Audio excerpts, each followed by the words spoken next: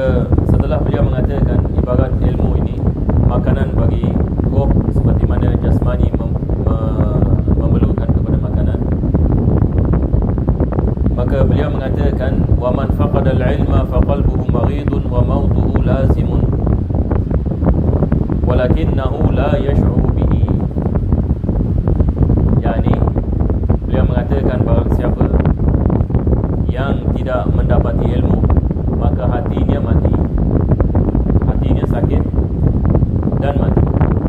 Kematian ini adalah lazim, akan tetapi dia tidak merasainya. Ini yang akhir sekali kita membicarakan pada pengajian yang lepas. Ada jenis ini penyakit kita tidak mengetahuinya, ada jenis penyakit kita mengetahuinya.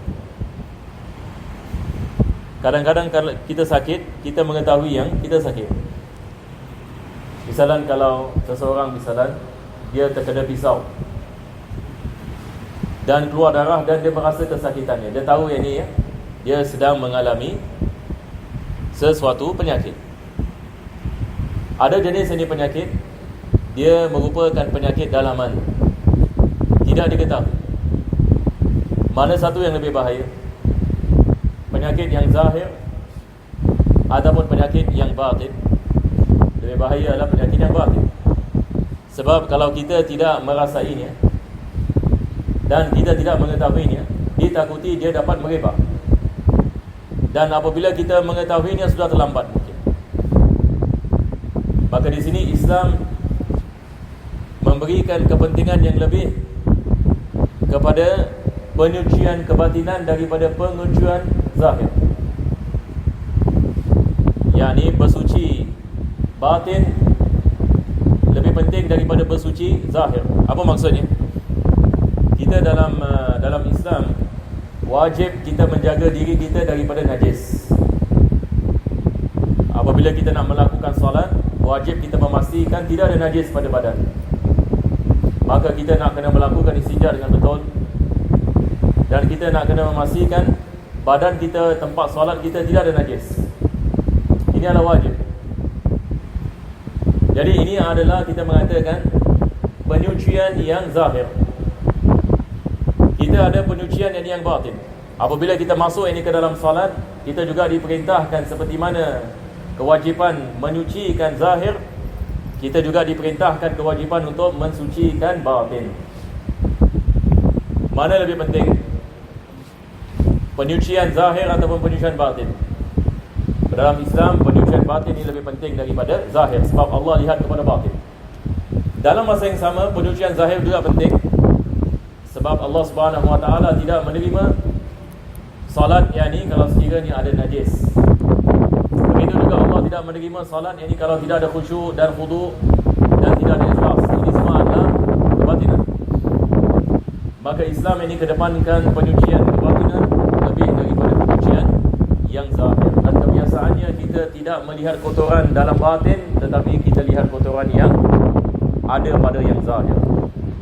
Jadi kita nak kena memahami bagaimana kita nak mensucikan diri zahir dan batin. Penyucian yang zahir memerlukan kepada ilmu fikih. Ini yang kita belajar dalam ilmu fikih. Jenis-jenis najis. Kita ada najis mutawassitah, najis mukhaffafah, najis mughalladhah. Dan bagaimana kita nak mensucikannya dan apa syarat-syaratnya. Kita juga nak kena mengetahui apakah jenis-jenis kotoran hati dan bagaimana nak mensucikannya dan apa syarat-syaratnya. Mudah-mudahan Allah memberikan kepada kita taufik.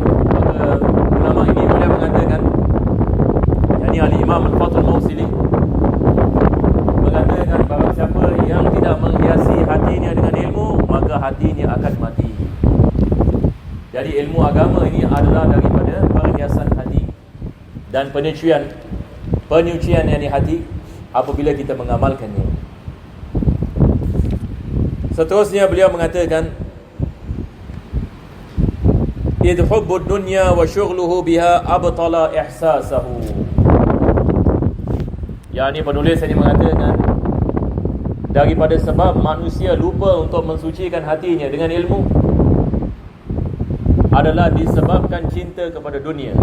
Jadi kalau orang menanyakan bagaimana manusia boleh terlupa, bagaimana manusia boleh terlepas pandang kepentingan batin, bagaimana manusia ini terlepas pandang untuk mengetahui penyakit-penyakit hati dan cara mensucikannya dan meletakkan usaha dan sebagainya, maka beliau menerangkan sebabnya. Apakah sebabnya? Beliau mengatakan hubbud dunya, cinta kepada dunia, wa syughluhu biha abtala ihsasahu. Cinta kepada dunia menghilangkan perasaannya dan ingatannya bagi kepentingan mensucikan batinnya. Jadi dunia ini kalau kita tidak berjaga-jaga, dia dapat melalaikan kita daripada makna yang besar ini. Kalau kita yang ini terlalu sibuk dengan keduniaan, besar kemungkinan yang ini kita akan lupa yang ini akan kepentingan akhirat. Yang ini lalai daripada mengingati Allah Subhanahu Wa Taala. Ini adalah daripada perkara kita perlu muhasabah. Hari ini penting kita lihat kepada diri kita. Bagaimana dengan keadaan hati kita?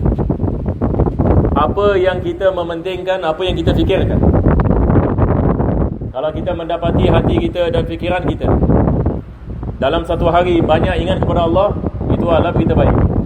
Tapi kalau daripada pagi hingga ke malam kita punya fikiran dan kepentingan kita hanya dunia, ini bahaya.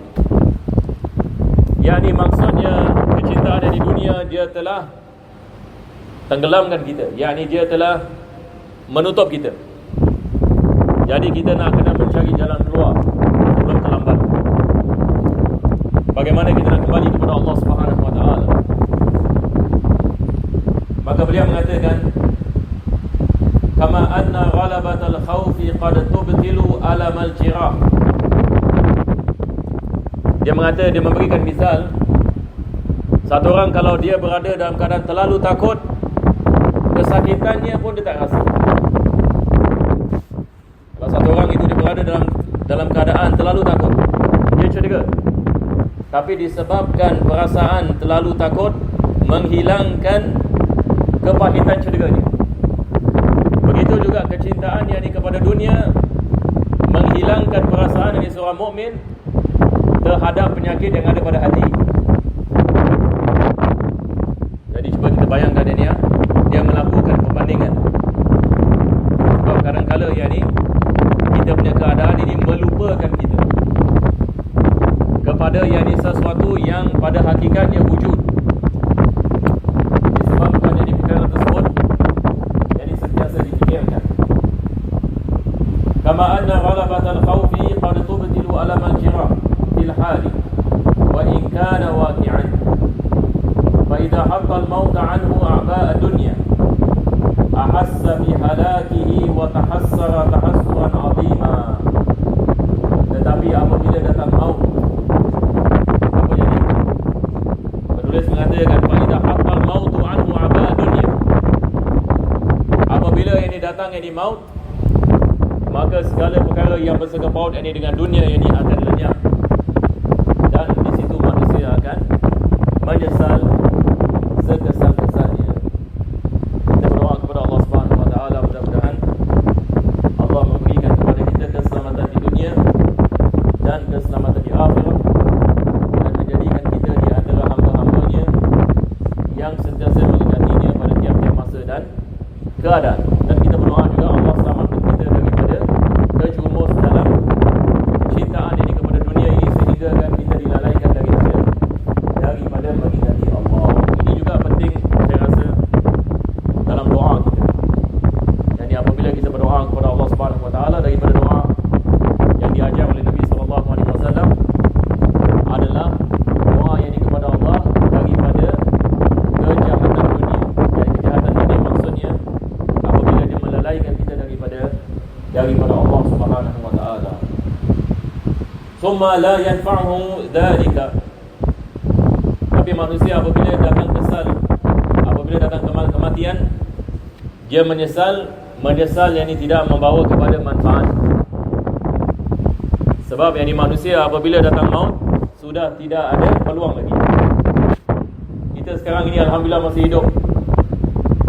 Kita masih dapat datang ini ke masjid, kita dapat melakukan solat, kita dapat baca Quran. Ini adalah peluang daripada Allah Subhanahu Wa Taala. Ramai jemaah kita sudah kembali kembali ke rahmatullah. Maka orang yang sudah meninggal, dia tidak ada pilihan lagi. Dia tidak ada kesempatan untuk datang masjid untuk membaca Al-Quran dan sebagainya. Tetapi ini adalah peluang daripada Allah. Dan apabila datang maut, peluang itu sudah tidak ada lagi. Jadi apabila seseorang itu mati dalam husnul khatimah, dia akan berjaya. Tapi kalau satu orang itu na'udzubillah min zalik mati dalam su'ul khatimah, maka dia dalam kegagalan selama-lamanya. Walaupun dia bertaubat selepas itu, dia mengatakan, ya Allah, kembalikan aku ke dunia. Seperti mana kita ada ayat-ayat dalam Al-Quran. Orang yang kafir ini apabila meninggal, dia mengatakan, Rabbirji'un,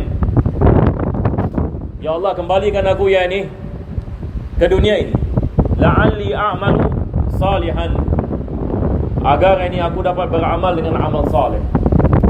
Apa Allah Subhanahu wa taala mengatakan? Dalam ayat yang lain Allah mengatakan, wala yu'akhirallahu nafsan idza jaa ajaluha. Allah sekali-kali tidak akan melambatkan ajal seorang itu apabila dia datang. Wallahu khabirun bima ta'malun. Dan Allah mengetahui apa yang kamu kerjakan. Yani manusia tidak sekali-kali ini akan kembali yani kepada dunia ini setelah maut. Sebab kalau manusia sudah melihat segala-galanya, semua akan beriman. Kalau manusia lihat api neraka Jahannam, lepas itu Allah kembalikan di dunia, agak-agak dia beriman, dia tak beriman. Neraka Jahannam dia dah lihat, semua akan beriman. Hatta ulama kita mengatakan manusia kalau lihat malaikat saja, manusia kalau dapat lihat malaikat, semua akan beriman. Lihat kebesaran Allah Subhanahu wa taala. Tetapi dunia ini adalah ujian. Allah yang ini menutup hijab. Kita tidak lihat malaikat, kita tidak lihat jin, kita tidak lihat azab kubur. Kita kalau pergi ke kubur, kita tidak lihat ini azab kubur. Tapi Nabi SAW yang diperlihatkan oleh Allah Subhanahu wa taala, kita ada hadis. Nabi SAW ini diperlihatkan akan yang ini azab yang ini kubur. Kalau manusia lihat ini azab kubur sahaja, semua akan beriman. Tetapi ini adalah ujian daripada Allah Subhanahu wa taala. Mudah-mudahan Allah mematikan kita dalam iman dan memberikan kepada kita kebangkitan insya-Allah dalam iman dan dimasukkan syurga bersama Nabi kita sallallahu alaihi wasallam. Amin ya rabbal alamin. Insya-Allah ini kita berhenti di sini. Kita belum habis lagi kata Imam Fathul Mausili, agak panjang setengah muka surat. Dia punya kekatanya. Insya-Allah kita sambung besok insya-Allah. Ila harakat Nabi sallallahu alaihi wasallam. Al-Fatihah.